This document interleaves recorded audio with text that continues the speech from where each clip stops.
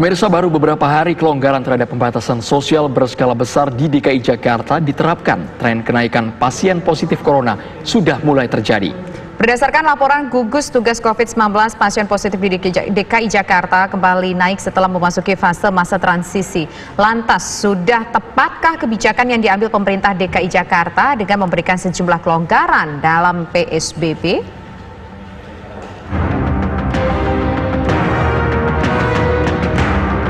Keputusan Pemprov DKI Jakarta untuk memberi kelonggaran dalam pembatasan sosial berskala besar dalam fase transisi membuat sebagian pihak mempertanyakannya. Padahal angka pasien COVID-19 di ibu kota Jakarta masih cukup tinggi, meski ada penurunan di saat pemberlakuan PSBB secara ketat. Berdasarkan laporan yang disampaikan juru bicara COVID-19 Ahmad Yuryanto, pasien positif corona di Jakarta sempat menurun sebelum pelonggaran PSBB. Namun, kembali naik di saat mulai memasuki fase masa transisi. Pada hari Minggu kemarin di DKI Jakarta ada 163 pasien COVID-19. Padahal sebelumnya sudah menurun di bawah angka 100 orang. Kalau kemudian kita rinci lebih detail lagi dari kasus konfirmasi COVID-19 ini, kita lihat DKI Jakarta hari ini melaporkan penambahan sebanyak 163 kasus baru. Namun juga pada hari ini dilaporkan 294 kasus sembuh.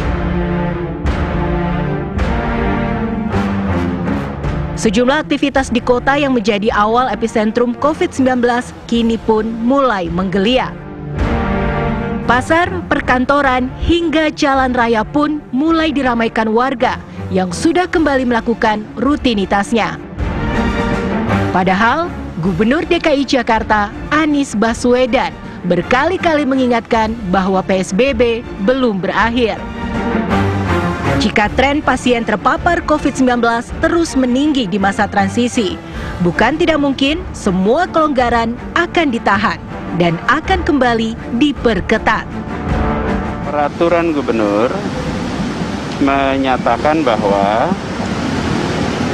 dalam masa transisi ini, bila ternyata angka kasus meningkat, pasien meningkat, bisa dilakukan kebijakan rem darurat.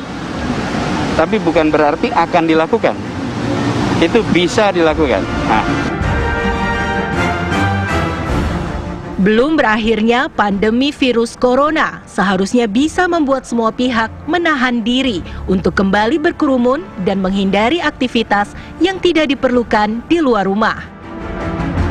Meski sejumlah kelonggaran dalam PSBB sudah diberikan, bukan berarti mengabaikan ancaman kesehatan yang masih dibayangi wabah virus corona.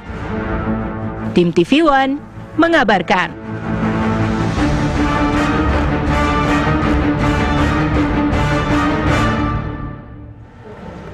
Dan berikut tren kasus positif COVID-19 di DKI Jakarta per 1 hingga 7 Juni 2020.